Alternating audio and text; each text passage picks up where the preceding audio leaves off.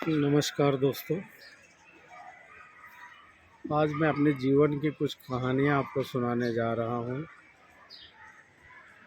कहानी शुरू होती है 1991 से सितंबर महीने में, जब मैंने अपना क्लिनिक खोला। 91 किया, 2023 आ गए। करीब 33 साल हो गए प्रैक्टिस के। इस 33 साल में कम से कम नहीं तो 35 कंपाउंडर मेरे पास होके गए। दोस्तों, पहले दिन से ही मेरा और कंपाउंडरों का एक विशेष रिश्ता रहा और वह रिश्ता आज तक भी टिका हुआ है और बना हुआ है। मेरे यहाँ जो भी कंपाउंडर आता है, उसकी वेतन चाहे जो भी हो, कम हो ज़्यादा हो, लेकिन उसे ज़िंदगी भर का एक सहूलियत मेरे यहाँ है कि वह ज़िंदगी में जब भी बीमार पड़ेगा उसे अपने यहाँ से दवाई, मेरी क्लिनिक से दवाई फ्री में मिलेगी। और उसे जो बाहर से लिखना होगा, वो अगर मेरे पास सैंपल से होगी तो मैं सैंपल से दूँगा। तो 35 साल पहले जो कंपाउंडर थे, आज उनकी शादियां हो गई, बच्चे हो गए, लोग अच्छी जगह सेटल हो गए, लेकिन आज भी वो आते हैं, खुद भी दवाई लेते हैं, अपने बच्चों को भी दवाई लेते हैं। और आज तक हमने किसी भी कंपाउंडर से पैसे चार्ज नहीं किए, चाहे उस कंपाउंडर ने 1 महीने काम किया हो, 2 महीने किया हो या 2-4 साल किए हो। सब कंपाउंडरों से मेरा एक अजीब सा प्रेम का रिश्ता था, नाता है। इसीलिए आज भी जब भी मेरा बर्थडे होता है, तो जो कंपाउंडर आज भी सूर्यानगर में रह गए हैं, वो बर्थडे मनाने आते हैं, मुझे खुशी होती है। लेकिन आप कहेंगे, आज इस कंपाउंडर की कहानी को आप लेके क्यों बैठे? कारण है, कंपाउंडर की कहानी सुनाने का कारण ये है कि जो भी कंपाउंडर आता था, उसे मैं शर्त रखता था कि वह 9वीं 10वीं में आ जाता था, तुम यहाँ पढ़ो, 9वीं तक पढ़ो, 10वीं तक पढ़ो, 11 करो, 12 करो, और जैसे ही ग्रेजुएशन हो जाओ यहाँ से निकल जाओ। यहाँ का भरोसा मत रखो, क्योंकि इसमें लाइफ नहीं है। और लोगों ने मेरी बात को माना, बहुतों को मैंने पढ़ने में मदद की, बहुतों को मैंने खुद पढ़ाया, बहुतों को गाइडेंस किया, बहुतों को जाके मैंने खुद एडमिशन दिलाया। कभी कभी किसी बच्चे को स्कूल में कोई प्रॉब्लम हो गया तो पेरेंट बन के मैं गया।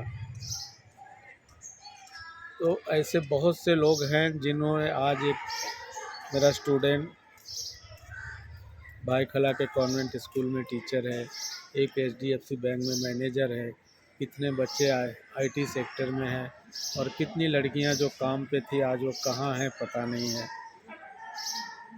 तो मैं लोगों को ज़िंदगी में मेरे यहाँ जो आए उनका परिवर्तन होते गया, एक रिश्ता बनते गया, एक ऐसा अटूट रिश्ता बनता गया जिसके बारे में अब मैं क्या कहूँ। और आज फिर क्यों कहानी सुना रहा हूँ, ये आपको पता चलेगा कहानी के अंत में। मेरा एक कंपाउंडर था, मेरे यहाँ एक मौसी थी जो साफ़ करती थी क्लिनिक। उसने कहा अपने बच्चे को रख लो। जब वो मेरे पास 9वीं में आया तो ये उसे हिंदी के क ख ग अक्षर भी नहीं आते थे। फिर मैंने उससे कहा, कैसे पढ़ोगे तुम, पास कैसे होते हो? तो उसने कहा, हमारा स्कूल जो है ऐसे ही पास कर देता है। तो मैंने कहा, ऐसा तो नहीं चलेगा। फिर मैंने उसे अक्षर ज्ञान कराया, क ख ग पढ़ाया, ABCD पढ़ाया, लिखना सीखना पढ़ाया, और फिर कैसे भी उसने 10वीं को पास कराया। फिर मैंने, मेरे ऊपर एक क्लास है, उसको क्लास में एडमिशन दिला दिया और उसने 12th कर लिया। और बीच में वो गलत लाइन में पड़ गया। चूँकि मेरे ऊपर बहुत भरोसा रहता था, इसलिए वो मुझे बोल देता था। मैंने उसके माँ बाप को चोरी से बुला के बताया और उसके माँ बाप ने उसको सुधार लिया।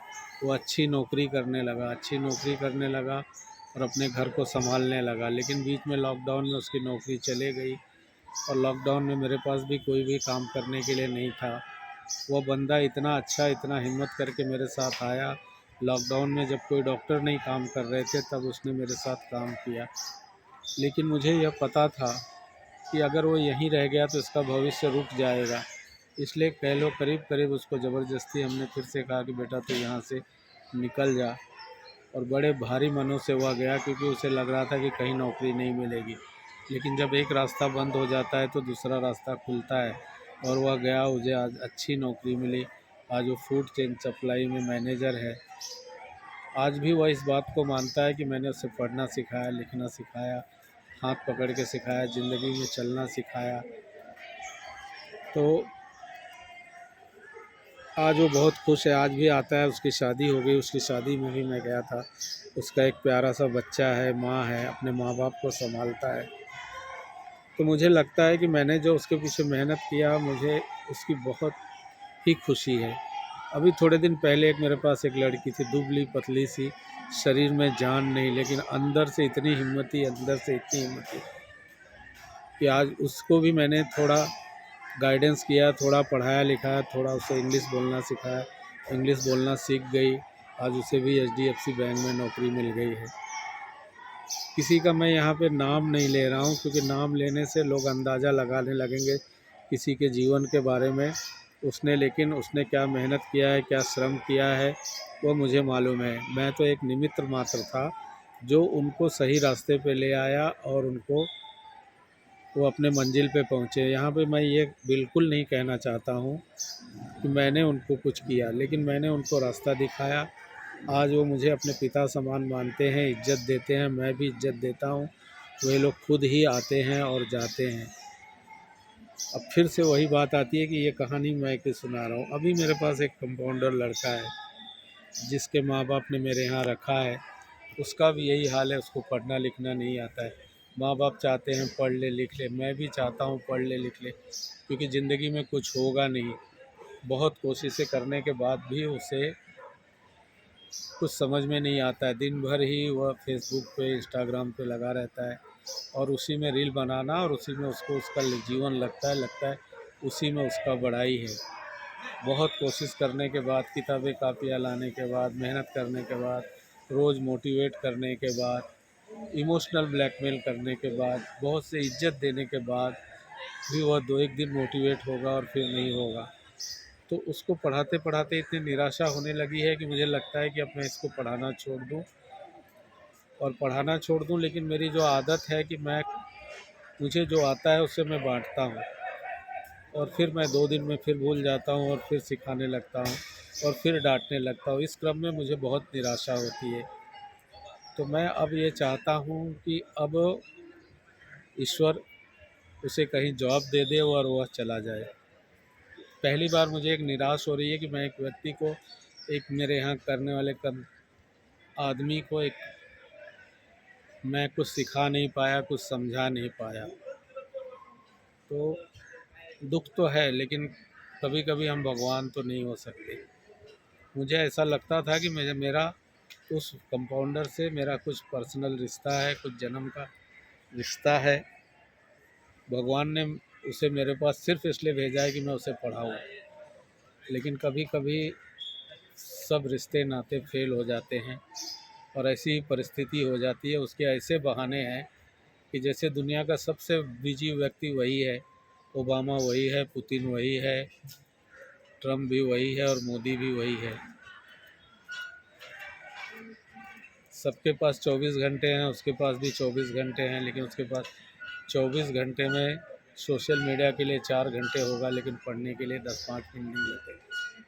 अब जो आदमी को, अगर पता नहीं स्कूल का एग्ज़ाम कैसे होता है कि लोग पास भी हो जाते हैं, ठीक से पढ़ नहीं सकता, लिख नहीं सकता, वो भविष्य में करेगा क्या?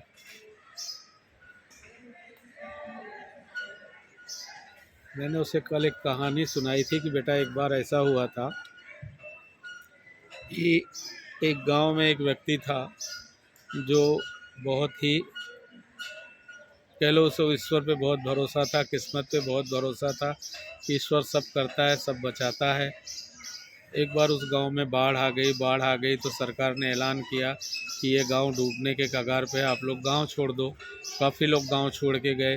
फिर जब गांव, कुछ लोग रह गए, जब कुछ और लोगों के घरों में पानी घुस आया, तो फिर सरकार ने नाव भेजा, नाव से लोग निकल के गए। लेकिन यह व्यक्ति, जो इसको बहुत ईश्वर पे भरोसा था, अपनी किस्मत पे भरोसा था, वह कहा कि नहीं, मुझे तो भगवान ही बचाएगा, मैं नहीं जाऊंगा, और वह छत पर जाकर चढ़ा गया। जब वह छत पे चला गया, छत तक पानी चला गया, तो सरकार ने हेलीकॉप्टर भेजा कि तू बेटा चला जा अब इधर से। लेकिन वह नहीं गया, कहा मुझे मेरा किस्मत और मुझे मेरे भगवान पे भरोसा है। और एक दिन फिर ऐसा आया कि वो बाढ़ का पानी इतना बड़ा कि वो छत पे ही डूब के मर गया। जब वो मर गया तो ईश्वर के पास गया। ईश्वर ने उससे कहा कि बेटा, ईश्वर से उसने कहा कि भगवान, मैंने तुम्हारे ऊपर इतना भरोसा किया कि तुम ही हो सबके राखनवार, तुम ही मारने वाले, तुम ही जिलाने वाले, और तुमने मुझे ही मार दिया, तुम्हारे ऊपर कौन भरोसा करेगा। भगवान ने कहा बेटा देख, तेरी बात सही है। जब गांव में पानी भेज रहा था तब मैंने सरकार भर रहा था तब मैंने सरकार से ऐलान कराया। जब लोगों के घरों में पानियाँ भर गया तब मैंने तुमको सबको बचाने के लिए नाव भेजा। जब तू छत पे फंस गया तो तुझे बचाने के लिए मैंने हेलीकॉप्टर भेजा। अब तू उस छत पे से भी अगर हेलीकॉप्टर में नहीं भर के डूबना चाहता है तो लोग क्या करेंगे। मैं क्या करता, आखिर तो डूब गया। तेरी नीयत, तेरी किस्मत में यही थी। जब जब तक तुम खुद सुधरना नहीं चाहते तुम्हें ईश्वर भी नहीं सुधार सकता। इस कहानी से मैं सिर्फ इतना ही कहना चाहता हूँ, मेरे उस कंपाउंडर को से मेरा संदेश है कि अगर तू पढ़ेगा लिखेगा नहीं तो मेरे यहाँ नौकरी करके कितना दिन तू जी सकता है। इस नौकरी से तो शादी ब्याह बाल बच्चे नहीं चल सकते। अगर तुझे कुछ करना है तो तुझे पढ़ना होगा, कम से कम ग्रेजुएशन करना होगा, और ग्रेजुएशन करने के लिए तुझे कम से कम किताबें पढ़ने आने चाहिए, पढ़ाई लिखाई आना चाहिए। लेकिन मेरे लाख कोशिशों के बाद भी, तेरे माँ बाप को दिए हुए वादे के बाद भी मैं तुझे नहीं पढ़ा पा रहा हूँ। तो बेहतर होगा कि अब मैं तुझे तुझे राम राम कह दूँ। मेरे यहाँ मिलने वाली सुविधाएं जो है कि ज़िंदगी भर, जो मेरा एक बार कंपाउंडर होता है वो ज़िंदगी भर के लिए कंपाउंडर होता है। वो कंपाउंडर रहेगा, मेरे दिल में रहेगा, मेरे उससे रिश्ते रहेंगे। मैं जो दवाइयों की सुविधा देता हूँ वो दूँगा। लेकिन अब मैं उसे यूं ही डूबता हुआ नहीं देख सकता। जिस तरह हर बच्चा मेरे यहाँ 9वीं 10वीं में आया और ग्रेजुएशन करके एक अच्छी नौकरी पे गया, उस जो ये सतत अनवरत 1991 से प्रक्रिया चल रही थी, आज वह खंडित हो रही है। तो यह जो मेरा आज का कंपाउंडर है, यह लड़का जो आज का मेरा कंपाउंडर है, इससे मैं छुटकारा चाहता हूँ और इसे मैं आज छुट्टी दे रहा हूँ। अब आगे देखते हैं कौन मिलता है नहीं मिलता है।